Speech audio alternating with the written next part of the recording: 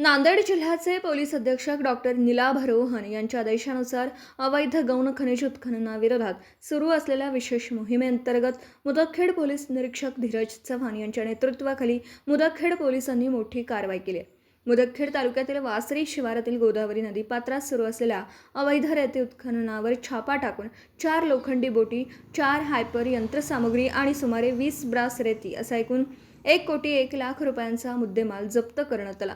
या प्रकरणी हनुमंत संभाजी पोयड, ज्ञानेश्वर बळीराम पोयड, दिलीप माधव कांजाळकर व भुजंग रामजी वाहिंदे यांच्या विरुद्ध भारतीय न्याय संहिता तसेच महाराष्ट्र जमीन महसूल अधिनियमांतर्गत गुन्हा दाखल करण्यात आला असून पुढील तपास सुरू आहे।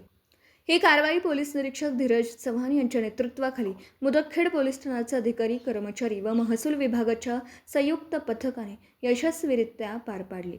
तालुका मुदखेड, जिल्हा नांदेडहून प्रतिनिधी अतिक अहमद। दिवसभरातील घडामोडींचा आढावा घेण्यासाठी पाहत रहा N24 मराठी न्यूज चॅनल।